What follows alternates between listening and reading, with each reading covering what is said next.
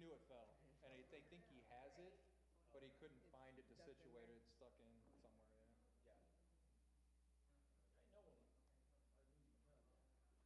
He knew it immediately. She listed it on Friday, and I think she had an offer, like signed it, purchase agreement. Tuesday.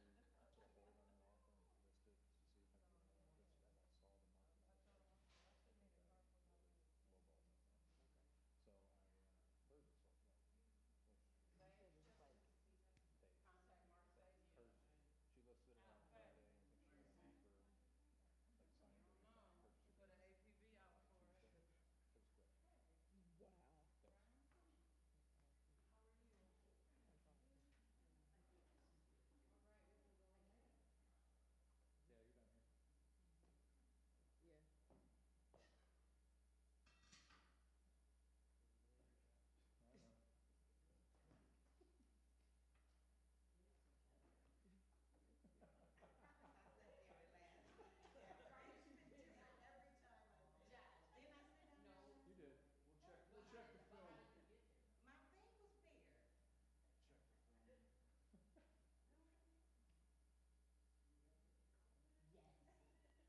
We have video You evidence. did sit down there at some point, but it wasn't. Doug, can you go to replay, please? Last week. Never mind. Never mind. All right, we can go ahead. Let's go.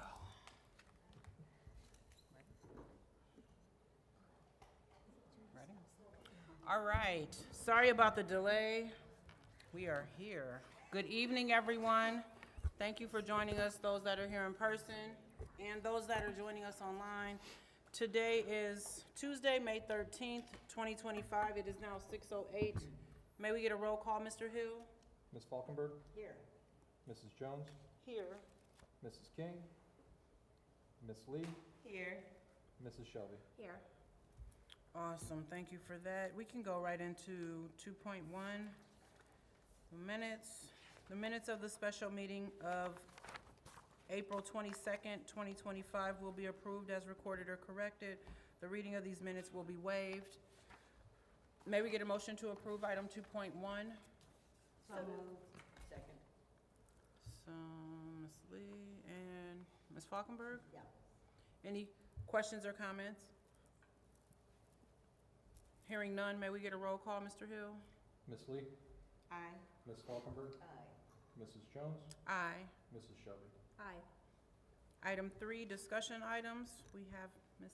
Cash present with us today. Good evening.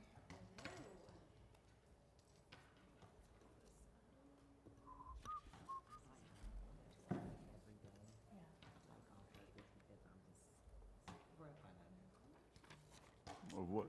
Doctor. Okay. I'm reading doctor too. This is really Go ahead. annoying to work here. Is there? I just give mounting more. Is there a mouse pad? There we go. Nope, still kind of hating its life here. It's moving, just slowly. It just does not love this situation. Okay. I may give up here in a second. All right, we're just gonna look at it. There, use this. There, thanks, Doug. Thank you, Doug. Okay, Doug with the assistant back. Okay, so I am going to talk about the launch of selschools.org. It's been live for about a week. I just am going to give a quick background, talk about the goals of the website, and then show you a few things, which I might have to go back there to do. Not a big deal. And then the next step. So just for some quick background, last fall, we reviewed three website vendors. These are three vendors that are very popular with school districts. We reviewed our current costs and our contracts and things like that. We gathered some feedback about the current website, and then we ultimately selected Final Site and began the design process. It's a very long process to design a website. We actually didn't even get the pages to do the website until April 5th or 7th, something like that. So we had about a month to actually put the content in because the design process is pretty lengthy. And so I really wanted to point out before we look at the website, there were some pretty specific goals for the redesign. And when we're looking at the new website, I just want us to be looking through this lens. One of the things, our website really is a marketing tool, and it kind of should be looked at as such. It is oftentimes our first point of contact with new and prospective families, families maybe who even live in our community who are considering what they want to do with their children, if they want to send them to public school or private, and also prospective staff members. And so that was really my goal, is to make that first experience a really meaningful one for those folks, while also maintaining that information hub for our current families and students and staff. And then one of the other things about our old website was there was a lot of outdated information. So that was really one of my main goals, excuse me, was to update all of that information, get outdated content off of the website, lots of forms that were 10, 12 years old, a lot of questions of, do we still use this? So it's a really good experience to go through and just give a clean sweep. And our old website also was not ADA compliant. In order to get it as such, it would have been a pretty big overhaul. And so it was easier to just kind of let it sit for the rest of the year. And Final Site is very good at making sure that we are ADA compliant, the color contrast, all of those things. One of the things that will be something I'm continuing to work towards is getting rid of a lot of the PDF downloads. Those are oftentimes not ADA compliant. And so putting that as native content on the website, we've done some of that, and I'm going to continue working towards that. So then I do want to, I'm going to go back to the other side. I'm going to take the microphone. This is going to drive me crazy. So I'm just going to kind of go through the website. Some things I'm guessing most of you have been to it, but things I wanted to point out. Like I mentioned, the marketing piece of this. So you'll see some highlighting things about our district, things that make us special. And then this Proud to be an ARC section. If you haven't listened to these videos, they're fantastic. They're very fun to put together. And this is going to rotate probably annually, just people, students and staff telling us why they're proud to go to school here. And then obviously district news and upcoming events. But some of the things I wanted to point out here from a feature standpoint, this Find It Fast. This is where all of our families and staff can go and just get where they're going really quickly without having to do a lot of navigating. When we were looking at Final Site, this was one of the things we said, we want this. And then these can actually be changed out pretty easily. So right now, purchase tickets goes to our athletics link, but if there's a play or a musical, they use a different platform, we can put their ticket purchasing in here as well. And then our families and staff kind of have their own sections here, so they can go and get to things that they need. And then we kind of had to think about differently. Our old website was very departmentalized. We think about things by departments, but users don't always think about that, and it's not always intuitive. So it was really kind of rethinking how we do this and where we put things. For instance, the About section in our old website was only found in the footer of our website. That was the only link to it. It's bringing that up. This is really important. We should be telling our story. And then the Why SEL. These are the reasons people should choose us. They should choose to go here. They should choose to work here. And then kind of the operations, the nuts and bolts you'll find here. And then obviously bringing enrollment up and front and center, because we want people to be able to find that really easily. So you'll see that the navigation is something that people are going to have to get used to. It's a little bit new and different than what we were doing before. But it's really done in a way that it's inviting users who don't know our district and don't know how it operates and how it's structured to be able to kind of explore in a more intuitive way. Are there any questions about it as you've been exploring? One of the things I want to do while I'm here is acknowledge some of the people who helped me.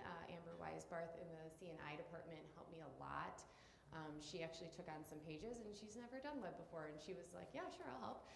And she helped get all of the curriculum instruction pages and really kind of rethought what that would look like.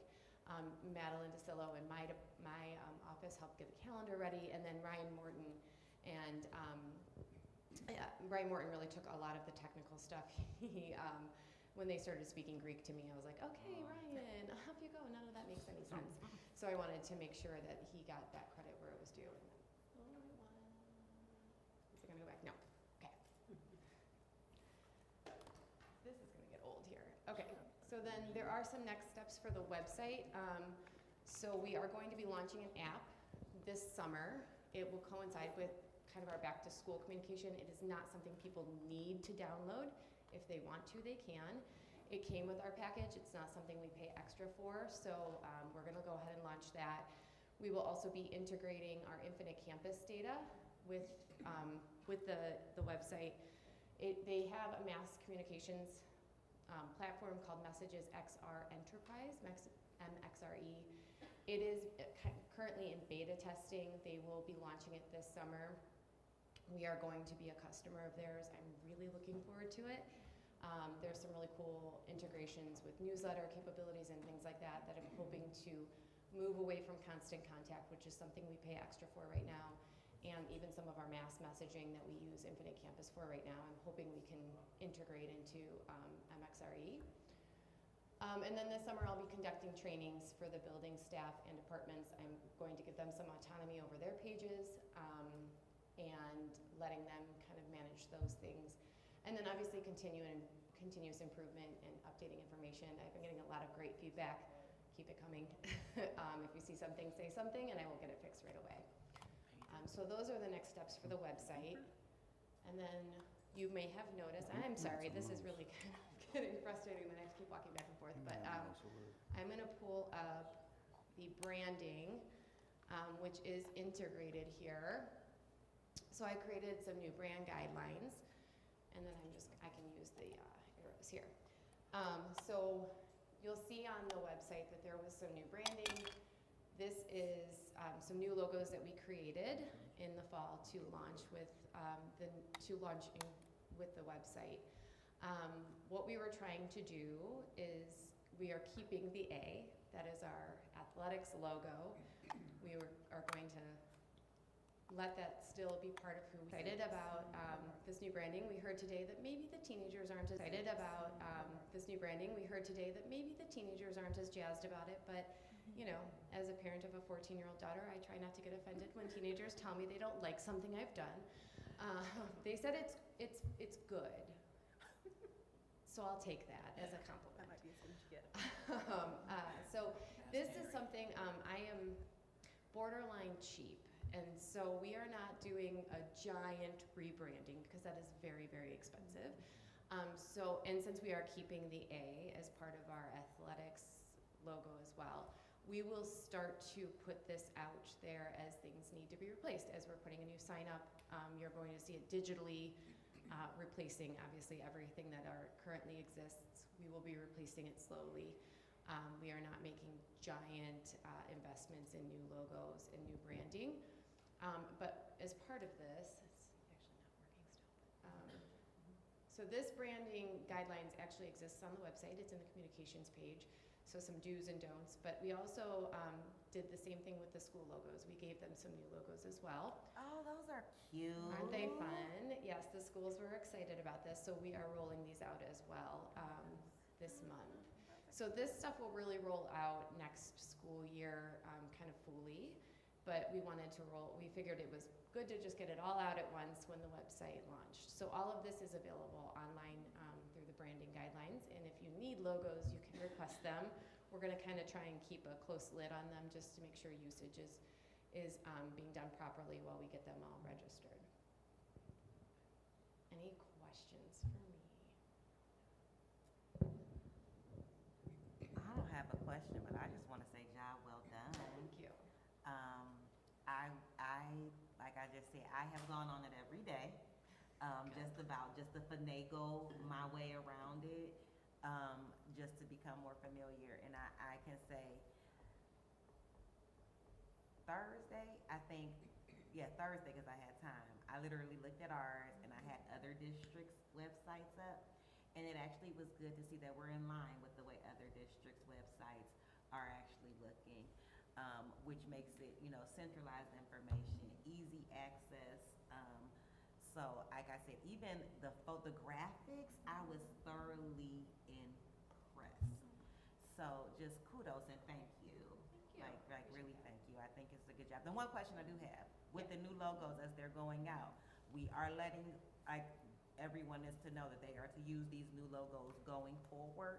Yes, Okay. so we actually sent out cute little stickers this week to all students and staff. Some of the only staff buildings haven't gotten theirs yet. Admin, service, transportation are getting theirs this week. So the new logo has kind of been announced. That's the district logo.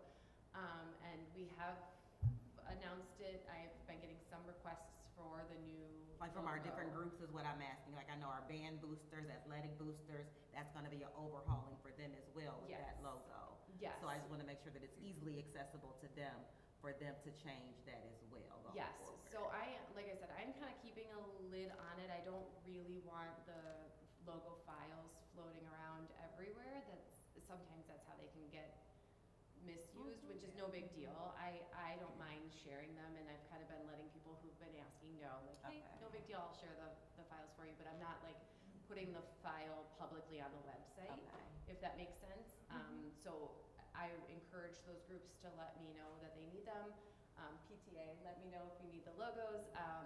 And so I will be dispensing them upon request, and I can put a little note on the brand guidelines I as well. like that. Yeah, thank you. Thank you. I do have a question for the website. For parents who had linked the previous website to their calendars, do they need to redo that? The calendars will not link if you had your synced on your old Yes. calendar. That's a great question. Okay. We are using a totally different calendaring Okay. system. Any, if you had like sel.k12.oh.us, I'm glad we don't have to say that much longer, bookmarked, the bookmark will redirect, but the calendar links will not. That's a Okay. very good question. But you can sync them from the new site. Okay, perfect. And it was easy to. Okay. And it's nice too, because in the calendar's already updated. So you'll see for parents, open houses, all of those things are ready to go And it's already. so much more user-friendly to look at as a parent. Like, it was so much easier to look at than the other one. Yeah, I like this calendaring too. It's easier in the back end. We actually have it synced to a Google Calendar. And so it's really, really easy to manage. It'll be easier for the schools too. And all the schools have their own, so you can turn on and off whatever calendars you want to follow. So you can follow whichever, and you can sync to whatever, sync them to whatever you want. So if you only want Greenview, you just go in and sync Greenview. I do recommend everybody keep going with the district calendar and sync the district calendar as well, because that's where our days off and our CID and start and end days are all just on the district calendar. If we put them in every school, it would just show up 7 times on the calendar. So Yeah, like it used to. I was about to say, like it Like it used used to. to, yeah. Right, and I used to look it at that just calendar varies like, so much stuff on the calendar, it makes it really hard to read. like my Apple calendar ain't this My phone's bad. like 7 CID days. And, Right, when there's just. Right. Is there anything else that I can answer? Any other feedback? No. All right, well, thank you for your time. Pass it over to you. Thank you so much.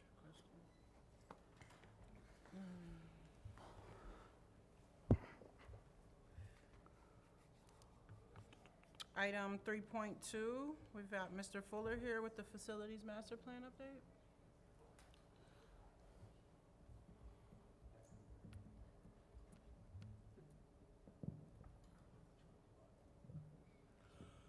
my people at Amoresco.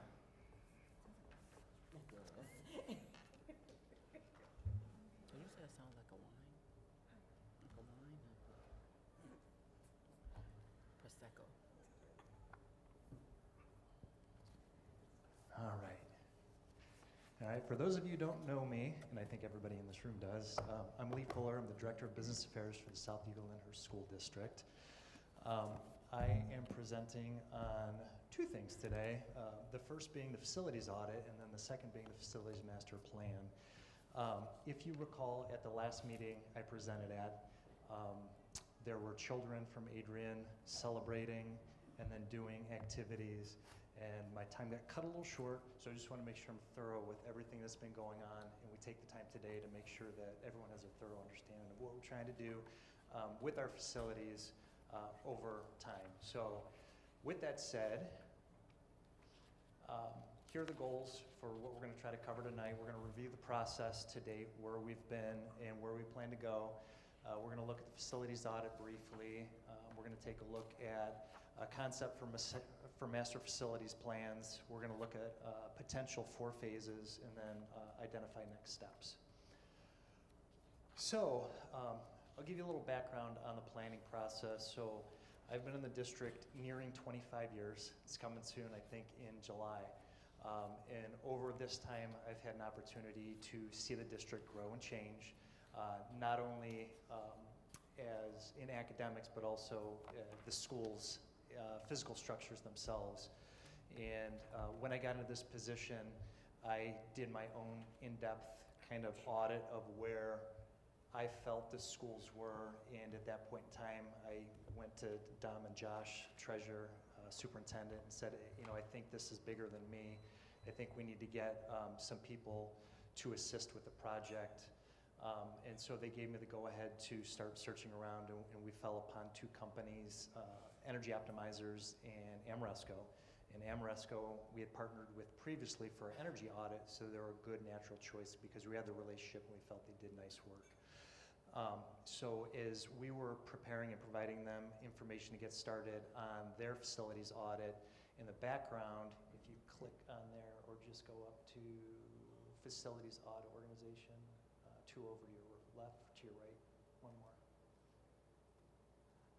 I began trying to organize internally different stakeholders, responsibilities in different categories. So if you take a look, if you scroll down through briefly, there's 13 different categories: sites and grounds, internal building systems, interior structures, common areas, educational spaces, safety, security, you know, and the list goes on.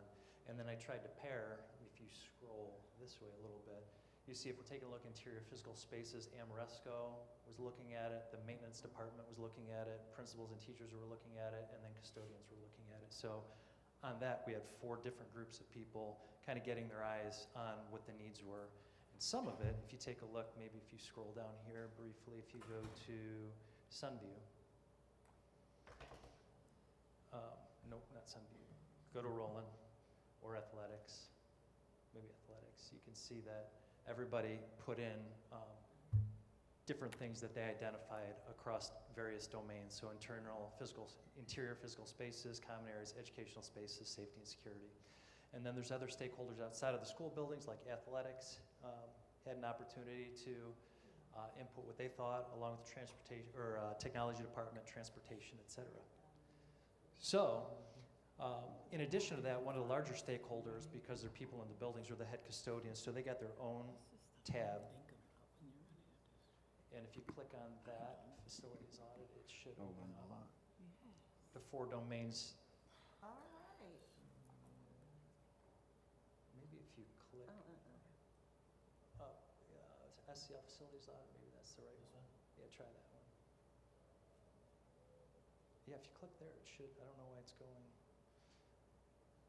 Well, I see what you. I have an I see incorrect what link, you- but yeah. I will say this. If you go to each building, the head custodians were very thorough because they take ownership of their buildings about what they see as deficiencies and how they can improve. So those are some of the things that I was doing in the background in the months of October, November, December, as Ameresco was gearing up, getting their engineers ready to come around to the district. So if we go back to that, master facilities, 3rd tab over, yeah. They conducted the audit, and Ameresco conducted a full facilities audit at no cost to the district, which is fantastic. They put an emphasis on the school buildings with students, but then also looked at the business office, administration building in Southland. And each building received a letter grade in the spirit of education. And if you go to the next slide, skip to the next one after this, it gives you a summary. And this summary kind of puts a grade next to each one. And if you kind of average these out, you're going to get about a C grade. So you take your A or A minus from Adrian and your B from Sunview, and you combine it with Brush, and we're at a C. And the question becomes, are we satisfied with the C, and are we a C sliding to the letter grade I don't want to say, or are we in a position, in a place to move up and get our buildings in a better place for the next foreseeable future? So, see if you can go, well, is there a link to the audit recap? Here, let me grab something real fast. Yeah, we'll try that.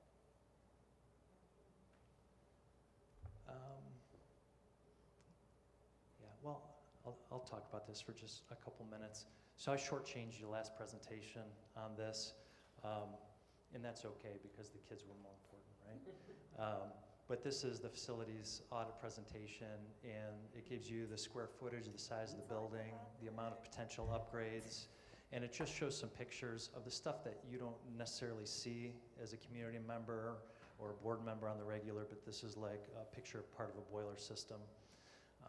And so we can just kind of scroll through. Also, you'll see as you scroll through, there's various roofing diagrams with whether it needs to be a replacement, a restoration, or a retrofit. So if you keep going down through, it's eventually going to get to a slide that I'm gonna, one more, keep going, keep going, right here. This one is important to me, maybe not to everybody, but I'm more of a spreadsheet guy. I like to look at data. And so what this does is it gives me a lot of information from the spreadsheets that Ameresco provided and put in one spot. So you've got replacement costs, the school, the age of the building, square footage, the amount of square footage as a part of the entire district. Like, for example, Brush is huge. It's almost 40% of the school district, all in one place. People don't realize how big it is. The property acreage and the property acreage as a percentage of the entire school district, the upgrades that were identified through Ameresco, and then the percentage of upgrade totals gives the grade that Ameresco did with the number associated, and then it gives what to me is a very important number. It gives me a fund allocation target, and this is a combination of two things. It takes the size of the building, or percentage of the district, along with the percentage of upgrades. So Brush, for example, is 38.2% of the entire district in size and deserves 43.93% of the upgrades as per Ameresco. So if you take those two and combine them together, it gives you a fund allocation target of 41.6%. So as we're putting the phases together, we should be allocating about 40% of our funds or upgrades to Brush, right? Where, for example, on a smaller scale, you've got Sunview, who's at the grade of a B. They're only 5.36% square footage, and they only need 4.3% of the upgrades. So when we were looking at phasing, 4.87% should be allocated to that building. That is. Wow. So if we go back to the, there. What this takes us into is the master facilities plan. So now we're coming to you with a proposal of phases based on input that we've gathered and documentation that we've received to kind of equitably and accurately target needs. I guess that's the best way to put it, based on needs and urgency and how they need to be done. So what we try to do is meet the target for those fund allocation targets to put together the phases. Now, each phase doesn't meet the target allocations, but if you take a look at across 4 phases, they will. And I think I've got a slide to show you of that.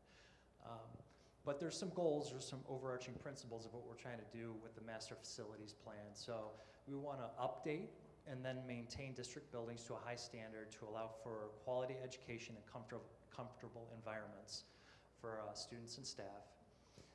We want want to implement a strategic maintenance schedule to prevent premature wear and system failure and extend the usability of facilities, avoid costly emergency repairs, and allow for intentional decision-making about long-term future of district facilities. So there's times, this is like an analogy, but it happens to me, right?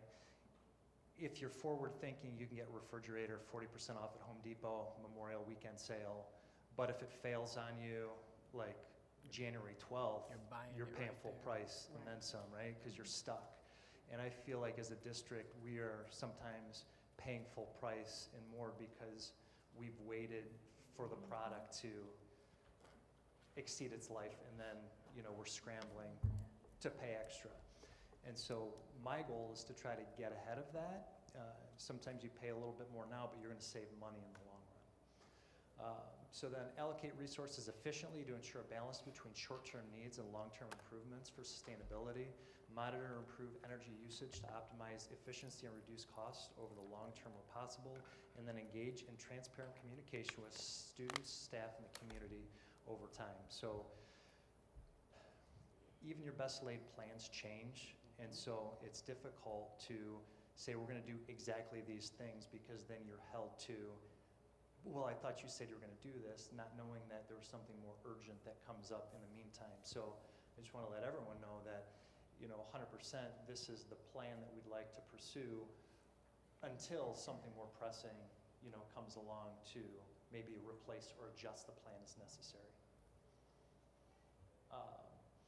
So our goal is to get these phases in motion, but the speed at which it occurs is going to be dependent on the buy-in from the board and the community.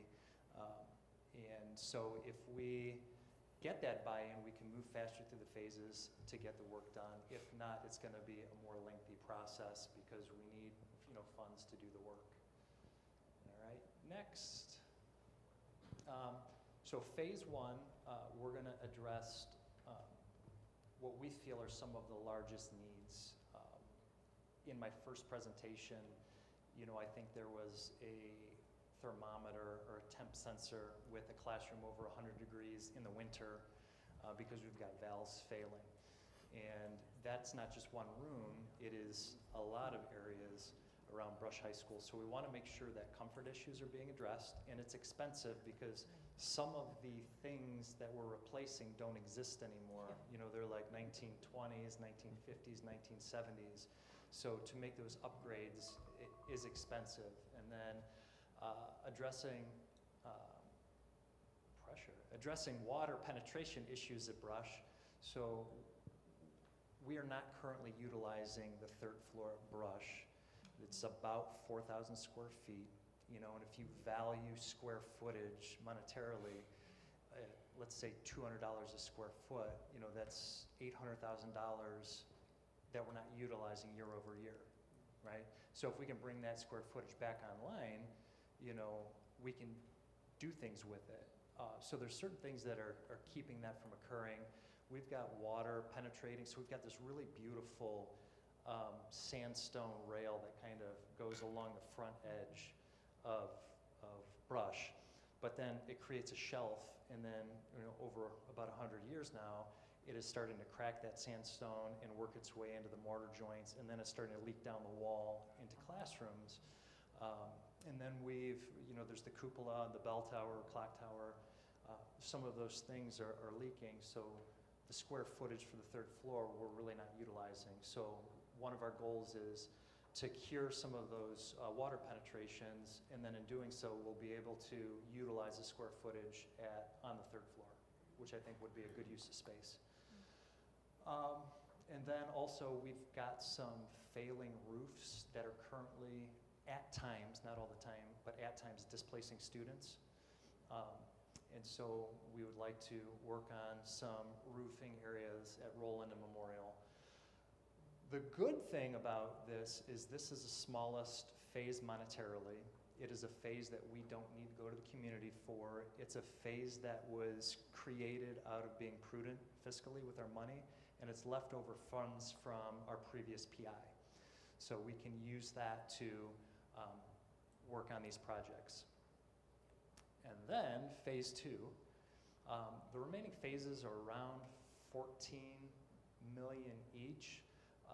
The priorities of phase 2 would be to renovate the Performing Arts Center. We've currently, pre-performance, had some issues with that that we're trying to address, and we're trying to keep it open and usable in the short term, but it desperately needs attention. And then we have space concerns in the lower K-3 buildings, and we are hoping that renovating Southland and utilizing it as preschool will create space for preschool, but then also potentially open up space in the other buildings by moving preschool.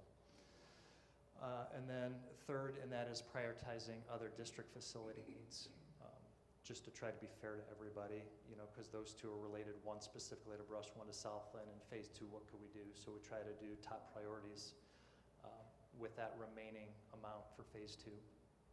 Then in phase 3, we went back to an HVA focus. This is stuff that's not pretty, it's behind the walls, but it's old. And looking at boiler upgrades for Brush, Sunview, Memorial, and Greenview. And then district-wide tuck pointing. And with those boiler upgrades can come like piping changes. So a lot of times we've got piping chases or tunnels that carry it. And a lot of that stuff, or some of it may be galvanized piping. And it corrodes over time and gets smaller and smaller and smaller and eventually seizes up. So that's a big cost also. And just the funding source for phases 2, 3, and 4 are dependent on, you know, the board and voter approval. And the last phase 4, roll-in boiler plant replacement and Adrian HVAC upgrades, district-wide roof replacements, retrofits, and restorations from all those roofing maps. Elevator upgrades and replacements, district-wide priority for exterior door replacements, and then district-wide interior upgrades, so like antiquated flooring, carpet, et cetera, painting, ceiling tiles, et cetera, so things are looking better. And so those are the phases, and next steps are to continue to engage with stakeholders, board approval of the levy for November, create a master facilities plan website, and begin working toward implementation of phase 1. And the only other thing that I thought, if I can get this to work for a second, maybe it will or won't. Nope. Maybe I'll just pop back here for a second. This is the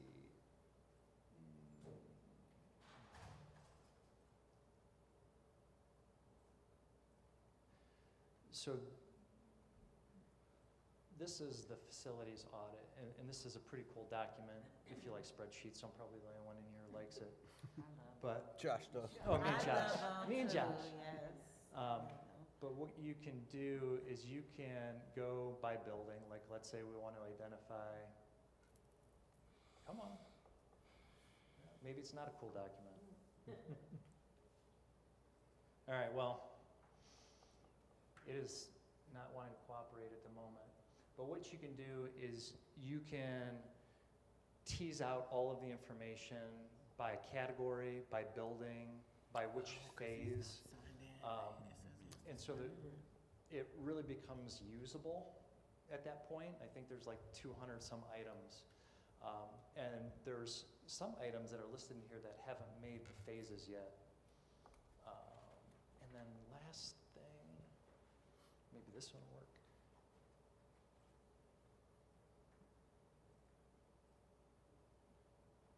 This is just, I asked Amoresco to do this, and I just touched it up a little bit, but when we take a look at our fund allocation targets and where we are through 4 allocations, so phase 1 through phase 4, you see it's not always balanced, right? So Brush, Memorial, and Roland get a little more love at first, but by the time you get to the end, this is where our fund allocation target is, and this is where we're netting out through 4 phases. So you can see there's a pretty nice balance that we're hitting the needs where the needs are.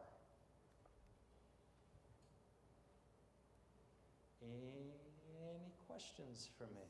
This is impressive, I think. Thank you. Thank you. And it's a collaborative effort. You know, there's a lot of people, engineers,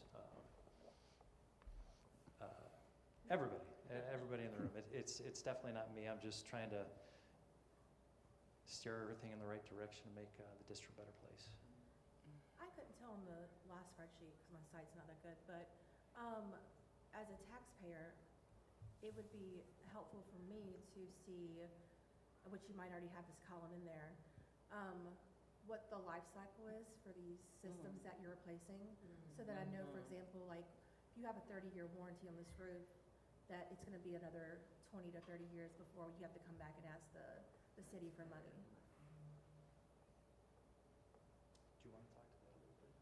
Yeah, the nice thing about this sets us up, so when we're talking through the phases, we've done a nice job of setting up the TAN, the current PI funds that are tied up in Amoresco, that they're staggered enough for like a 10, 15-year staggering. So we should have funds, because when you see that $14 million, we get roughly about $1 million each year.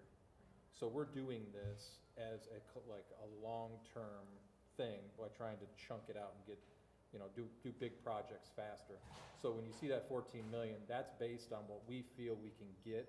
Similar with the Amoresco project, we took what would have been probably a 10-year project if we would have chipped away at it, knocked it out, and so we make payments on it when we receive the PI funds each year. The nice thing about that is those financing are getting paid off, it's freeing up, and they're kind of staggered. So that's why when we talk about phase 1, phase 2, it's set up almost perfectly. Like we have a TAN that's going to be paid off probably in 30, 31. So it sets up, that would be phase 2, and then it just keeps kind of doing that. We pay it off, and we also look at what the current market's doing with interest rates, things like that.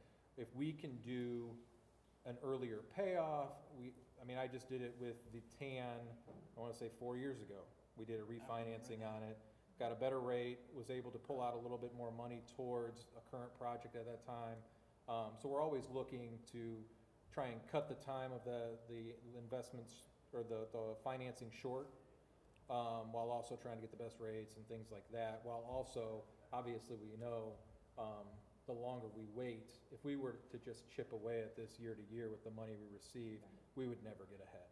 So to be able to do these big projects and kind of chunk off and check off big pieces of the list, that's what I really appreciate with what Lee put together, because it really it paints the picture for what we can do when we finance properly and just kind of stagger everything out the correct way.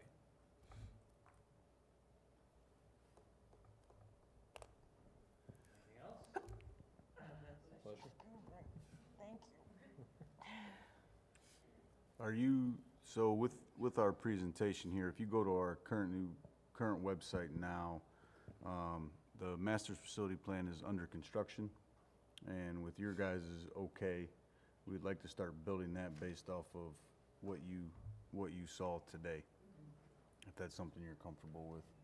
Because we want to be able to paint that picture to people, because we're not hiding behind anything. What you see is the truth and the forward thinking and the plan behind it. And they give people access. Like, every time they want to have access, they shouldn't have to call to the treasurer's office to ask for. Some of that stuff could be readily accessible, and they can see that. Yeah, and I think it's important that the community knows, these are the plans, and we're working with Amoresco and have, far-sighted view of these improvements. Just offer, I'm all about being transparent. So it just offers a level of transparency for me. And if we put it out there and everyone is able to see it, like Cassandra said, it does limit those questions. We're not hiding anything. This is honestly what we have. It's transparency, and it's not doing the plan justice if it's not out there. Exactly. Right. Because I think when you're always in damage control, people assume that you're not taking the money and putting it correctly. It's just I don't want to say throwing money away, but you're continuing to adjust the squeaky wheel. Whereas this is a valid long-term plan that isn't, we might have 4 phases on there, but as the phases work through, you probably skip another phase in the back, and you probably just keep looking at it. This is a model to continue for years beyond the phases as well. And I think what Josh said too, that, you know, him and I have been transparent about throughout this whole process, with these dollars and the way we can finance them and stretch them out. And with that TAN coming up, like he said, this is really setting us up for the next, to answer your question, you know, from a community member, this is setting them up for the next 20 years, right? When it comes to PI dollars. And the nice thing about it is that the phase one on there, that is from, it's actually from Amoresco, the HVAC project savings. So who's to say that we won't be able to speed up, you know, or do more than the 14 we're looking at? We might be able to do more based on, because they give a range, and typically we're looking at the top end of that range just to be safe. And it's why we come in so much lower typically, which, you know, I appreciate, because that's how I forecast too. We know that. All right, thank you, Mr. Fuller. Item 3.3, Mr. Hill, the 5-year forecast. Yes. I did send it all out, I sent it out to you guys. I will work through the summary, really highlighting, obviously, the May update is usually just that, it's an update and it's not as in-depth. I will tell you, this is probably the most amount of work I've put into a May forecast in a long time. So, and I'll explain as I work through. So first part of it, general property taxes, 73.29% of your overall revenue. This one was a frustrating piece this year, I will say, because with the new values, property tax values coming in late, the county didn't get the bills out till late, it put behind collections significantly. So I was projecting, based on our inside millage, a slight increase for a half-a-year collections for this year of about $500,000. It actually came in $500,000 lower than the previous year because of the timing of collections. Now, we should see that in the first half of next year, as long as the collection percents hold solid. You'll see I kind of pulled that back a little bit though, because I have concerns, just based on the timing of the bills going out and everything else. So I am cautiously optimistic of the first half of next year's property taxes being higher, because it's the balance of what should be due. So for the current forecast, it is, we collected $49,997,525 for the general property taxes. As I said, 2024, we collected $50,484,103. So that being said, I am projecting $50,509,492 moving forward for 26 and beyond. We should see at least that much of a bump, if not the balance of what we were expecting to receive this year, this second half. So then, and stop me as I go if you have questions with each little pocket. They all have their own different nuances this time through. Unrestricted grants and aid, roughly 7.4%. Keep in mind when they do this is the foundation payments. No increase or decrease is assumed for the future biennium budgets at this time. Obviously, we're still working through all that. This could go a number of different ways. But based on the previous year collections, we are coming in at roughly $5,046,327, and that is based on how the current foundation payments are trending. Within that number, it does have the casino taxes in there. We actually saw a slight dip from 208,000 and some change to 205 and some change. Restricted grants and aid, this is the restricted line items on the foundation, roughly 4.02%. This is your English learners, gifted, economically disadvantaged funding, career tech funding, and the student success and wellness funds. The estimated funding total for this is $2.7 million, and no increase is assumed for 26 through 29. Obviously, same thing. The biennium budget could impact these lines, and more than likely will impact these lines when it is settled. The state share of local property taxes, 8.45% of overall revenue. This line has a direct correlation, it ties back to the general property tax line. This is gonna be where your homestead and rollback reimbursements, where the state reimburses for those discounts, they'll flow in. We estimate 5.7 million for fiscal year '25 with no increase assumed for '26 through '29 due to seeing what's gonna happen with the biennium budget. And then the final line for revenue, all other revenue, 6.05%. You'll see a slight decrease from estimated revenue of 4.1 million compared to what the district collected in '24, which was 4 million. Primarily has to do with an increase in Medicaid and income tax revenue received. This is steadily decreasing due to, this is where our interest earnings flow into, so this is gonna decrease based on, as our monies get smaller, our interest is gonna get smaller as well, so it assumes that. Say that again, Josh. So as our dollars are getting smaller, you'll see throughout the forecast, obviously, we're chipping away at our totals and our overall revenue or overall balance is getting smaller. Well, obviously, you get interest based on your Got you. balance. Okay, thank you. Any questions for revenue? No? Okay, expenditures. First line, personal services, roughly 54.79% of expenditures. The personal service updated estimate for fiscal year '25, 39.2 million. You know, the typical 5% is assumed.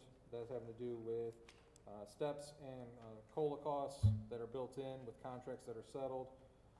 That is all the way up through '27, where our contracts expire. For '28 and '29, only this 2% step increases are assumed for that total. Item 3.02, employee retirement insurance benefits, roughly 23.78%. The estimate for fiscal year for this is $17,015,848, and this includes all benefits for current staff. For '26 through '29, we've projected individual increases to each of the sections, which work out to roughly about 7.6%.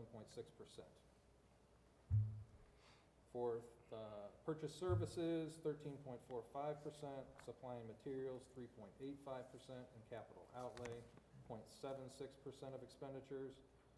For fiscal year, the balance of this fiscal year '25, we're looking at 9.6 million for purchase services, 2.7 million for supply and materials, and 547,000 for capital outlay.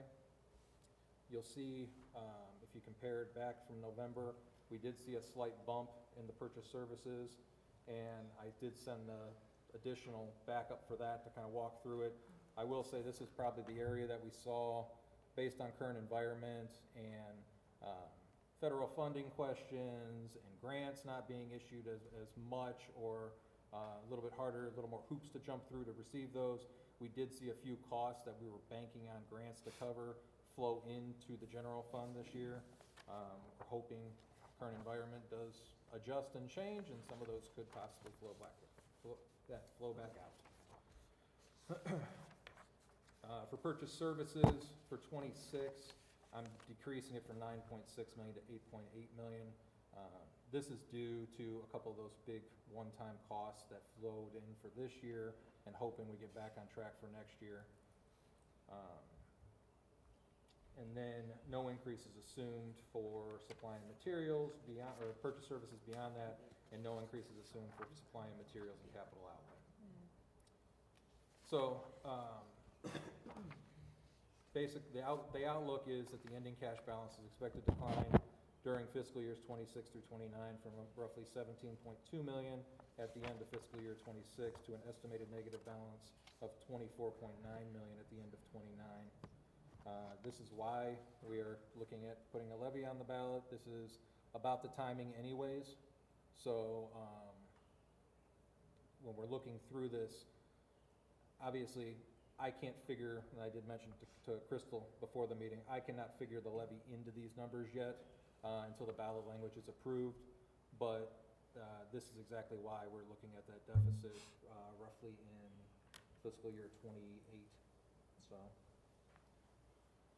any questions?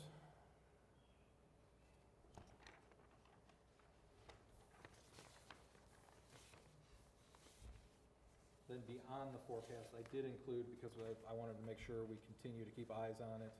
I have this document here that shows our current enrollment trend for the last 5 years, all the way back to 1920 school year. The reason I give that is to show, because we've had the ongoing discussion about ed choice and vouchers. 1920 school year? Yes. That was so long 2020. ago. I wasn't even 2020. born. 1920. What's with that? She's meant saying 2019 1920. -20. Oh, She's 19. being funny. 2019-20. I'm sorry. So that being, I gave you this to show that it's not that we are seeing a drastic decrease in students. I would compare it probably more to like a slow, kind of over time Rebuild. decrease, and we actually saw a couple of years where our numbers increased. But the page after that, this first one will show the highlighted part where it just says ed choice. That is ed choice based on previous, where it had the qualifications were lower based on income, your housing income, household income. The one after that, the ed choice expansion, that'll show you the difference between current ed, or old ed choice versus the expansion. We went from 14 students up to 478 students.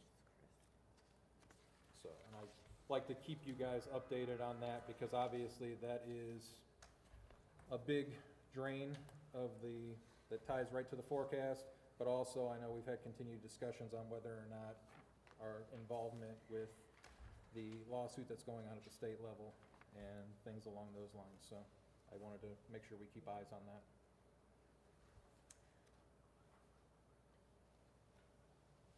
I think the couple of things I'd add, my position on, obviously where the biennium budget's going and things like that. The biggest thing I think that's gonna impact us is if they continue with the 30% cap on revenue being received based on the 30% carryover. My feelings on that and kind of how I interpret it is, it's kind of penalizing districts that are fiscally prudent, plan ahead, and are able to stretch taxpayer dollars 6-7 years. If they put that cap, I have to tell you that goes right out the window, and I don't think there will be a district that will be able to go beyond 2 or 3 years without having to get an additional revenue. And the other caveat I will put to that is, without going too far down the rabbit hole, is the fact that, keep in mind, when they factor in private education costs, when those funds are following for the voucher, there's a dollar amount assigned. When that dollar amount is assigned, it's assumed a certain amount of that is locally funded dollars.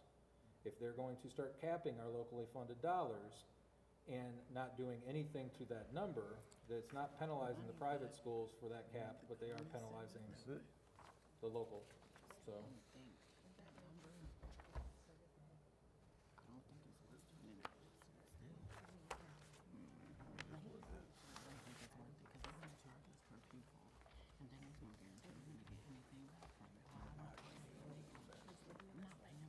And as usual, present tonight, it'll be on the agenda for next Tuesday for approval. Got questions in the meantime, by all means, send them over. Took a picture of how I looked today when he was telling me all this on the phone. Because I was in awe, I was just shocked. I was just like, because. Okay. Well, thank you for that, Mr. Hill. Always rainbows and sunshine. And we got that early too, to be able to look at it. I didn't have a lot of questions because I was talking to some other people who are looking a lot worse than we are. Okay. So they can stay there and I'll stay here. That's the one thing I will say, that the funding formula part of this, and being on the floor, Mm-hmm. they're getting hit hard too. When you're not updating the data inputs to the current year Mm-hmm. and keeping them on the funding, there's some districts that are losing money. I will say at least we weren't on the floor, and we're gonna see a slight increase. Right. But again, that's a whole nother thing, like when you're not updating those inputs, you're not carrying out what the long-term plan, you wanted to switch to the new funding formula, that new funding formula demanded every biennium budget that you update the inputs. If you're not updating the inputs, you're not doing the formula justice. And I was just saying to Diamond, bless my soul, don't nobody call me tonight. Those numbers don't even intrigue me enough to join the Ed Choice lawsuit. To join, It doesn't intrigue her enough to join the Ed Choice lawsuit, Oh. even though our Because numbers. Because to charge us the amount that they would have to charge us and the litigation costs, and we're not gonna get anything back, we might But as a well lot of just. them aren't gonna get anything back. I think, and my stance, I was talking to Josh today, is, because we've been getting, you know, me and you've been getting these same calls from other Yes, and I'm districts. just like, it doesn't intrigue me. But my thing is, sort of though, at the end of the day, Cassandra, support, because while we may not be affected, every district that is bordering our district is being affected drastically in those numbers. But I feel And like so we're my not question was paying going to And be, We are being affected. like, we are, and that, I mean, correct, we- Josh corrected we me with are that today, being because I affected, continue to but- say we're not being affected. We are being affected, we're not being affected as drastically as other school districts are. But I do, I stand strongly right now, I don't know if it's, and this is probably just me, but that's why we are a board and we have discussions. But me personally, my personal feelings, which are set aside, like Josh said earlier, is the camaraderie behind it and for public education, because at the end of the day, we stand here or we sit here and we advocate for public education. And those other school districts advocate for public education as well. And these are still the same public dollars that we're all fighting for. And that we're all fighting to say, hey, we want this money to stay within this public as source of education. Yeah, we may not win, but y'all, sometimes it's better just to show up. But I and to feel show, like and that's how you gain and foster more support. I just feel like, I don't disagree with the show up piece, but I feel like, why expenditure money to satisfy legal amounts that are imposed on you, and then you have the government making more decisions that's taking more money out of your pockets? Like, I feel like sometimes you can't control. I'm not paying for something that somebody else gets to sit in the driver's seat and control. I mean, that's how I feel. I think it's like insurance. And then I go to another insurance company when they raise the bill. But So- when we log on and sign on to that initiative, no matter if next year they raise the price this high, we're locked in my opinion. It's like the variables that we can control are so minimal, and then we're continually being imposed more variables that we don't control. If they wake up and continue to increase the charges, then we're stuck because we've signed in. I'm just like, I don't see that I can being see a that. I gain. can see where you're coming from. So I'm just like, until y'all can show me something that Columbus doesn't have that much control, I do support y'all, but we still gotta be fiscally responsible. You know, I've been on the fence the whole time on this. Obviously, at some point, something has to be done. I think, and I told Aaron earlier, I kind of was on the fence both ways up until I really started digging into this, and the more I continue to look through the biennium. And it's almost like just taking a position now more than it is. She says the camaraderie piece. I respect that too, but it's taking a position, because at what point, if you dig into the biennium, almost every one of those sections is leaning towards privatizing education. It is, and that's the variable piece I'm talking about. Until you start pulling some of that privatizing preference off, like, no, like, you keep smacking us left and right. Like, that's the piece, I that's, don't hear what Catherine had, because, like, what? well, I was just saying, I think it's important sometimes to make, and I don't know the amount we're talking about, but with lawyers, but I think it's so important, especially now, to let the public know what is happening, and that our public education, which we, started 200 years ago, is being attacked in a very, a malicious way. malicious. And I think is a that's different- fair, like That's a you very said, good to word. tell, that is good to And tell continue. events, but yet people don't know to pull open the biennium budget and see how much it is being ostracized. So it's like, I need people to see, they see what we're doing as public education institutions, but are you seeing what Columbus is doing? Are you seeing how the governor is signing these bills? Are you seeing how, and a lot of people aren't pulling open like he said. We see the headlines, and we all know headlines are what they want you to hear, but there's probably 50 other line items that they don't know about, that as a treasurer and as a district, we peel the layers back. I happen to work in government, so I see another different layer. But the people at home aren't seeing this edge of the fight to where, right, and I They feel need like to see it. they do, but I don't think we should have to show them at the expense of being tied into litigation that we can't control.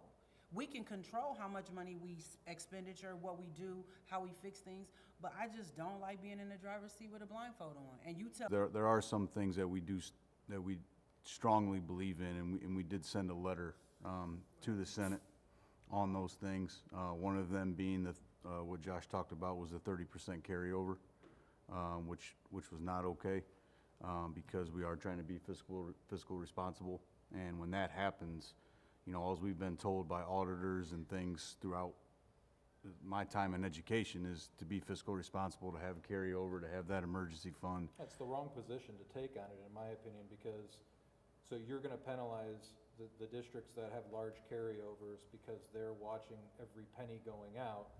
But really, the people who are gonna skate under, the people under the 30% threshold are the ones that are going back every 2 to 3 years, because they don't have a large carryover. They're the ones that are struggling, and it's almost like you're rewarding their, struggle. their struggle essentially, but you're also trying to pull the others back with them. Like they're lumping everybody else into that struggle. And to answer your question, you talked about the community, Ms. Shelby, you know, something we've always hung our hat on here is, you know, we don't go every 3 years.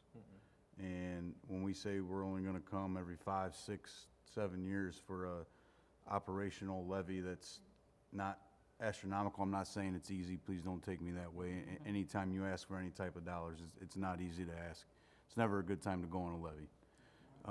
However, you know, it's something that we've always done, and we've been able to do that because of our fiscal responsibility.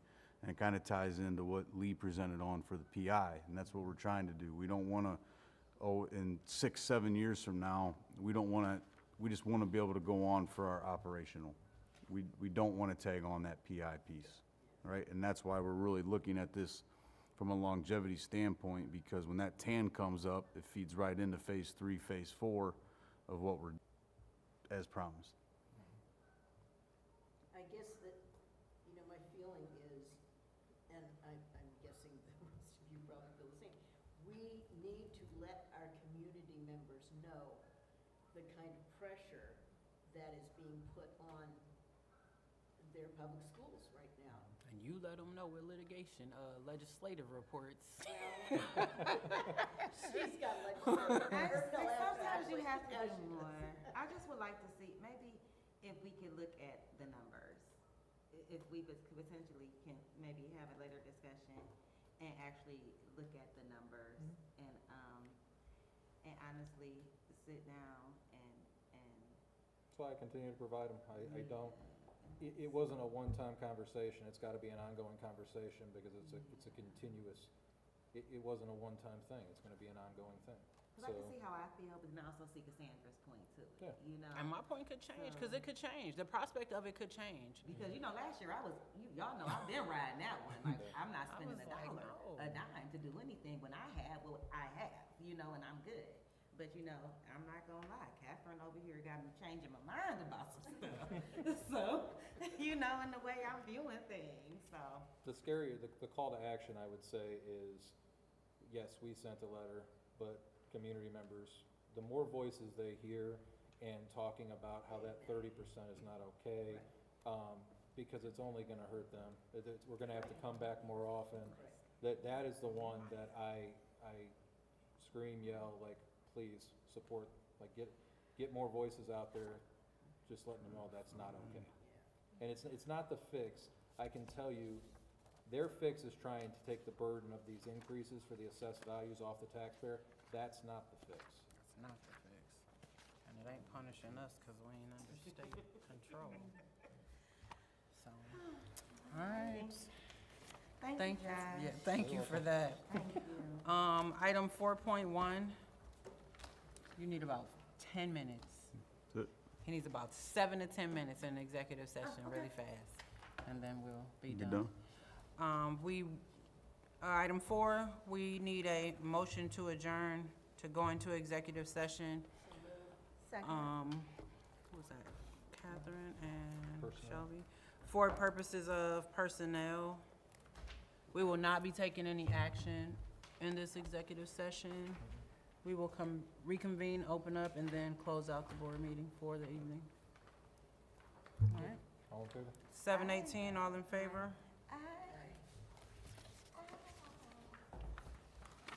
We can do that. No, not anymore. You know I had to get off of that. Yeah. Further than needed to, something needed It is. Definitely.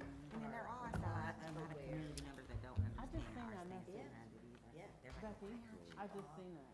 and I've gotten that lately. You know, not at our work session, though. I have to go to regular. This is for Josh. We will not. We'll be shutting down. Thank you. Talks to like Cleveland Heights and stuff Yeah. like that, you know, so. So, It was her and another lady that she called, and they stopped me. Inside. it is crazy. Oh, And I just think that voucher I know I litigation is can't not talk it. to you. That is not the action on the ground. Like, I get it, but it's like, I just was wondering, what haven't you? when I talked to that man on the phone, I was like, you can't even confirm to me